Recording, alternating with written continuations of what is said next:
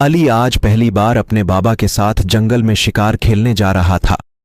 جنگل پہنچ کر اس کے بابا نے خیمہ نصب کیا اور علی کے ہمراہ اپنا تیر کمان سنبھال کر جانور کی تلاش میں نکل گئے۔ تھوڑی دور چلنے کے بعد انہیں ایک چھوٹا سا ہرن کا بچہ گھاس چرتے نظر آیا۔ علی کے بابا اسے تیر مار کر زخمی کر کے زندہ پکڑنا چاہتے تھے۔ تھوڑی سی کوشش کے بعد وہ اسے پکڑنے میں کامیاب ہو گئے اور اپنے ساتھ خیمے میں لے آئے۔ وہاں انہوں نے ننھے ہرن کو رسی سے باندھ دیا۔ دوپہر کا کھانا کھا کر وہ کچھ دیر لیٹ گئے تاکہ تازہ دم ہو کر واپس گھر جا سکیں۔ بابا جلد ہی سو گئے، مگر علی کی آنکھوں سے نیند کوسوں دور تھی۔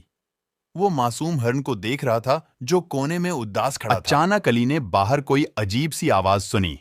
اس نے خیمے سے باہر جا کر دیکھا تو وہاں دو ہرن کھڑے اونچی اونچی آوازیں نکال رہے تھے۔ ان کی آواز سن کر خیمے میں موجود ننھا ہرن بھی ٹھیک ویسے ہی چیخا۔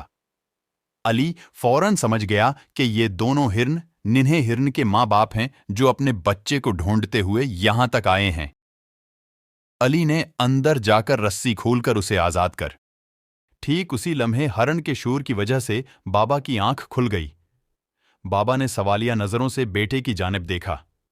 علی نے کہا، بابا، آپ کو کیسا لگے گا اگر کوئی مجھے آپ سے اور ماما سے دور کر دے؟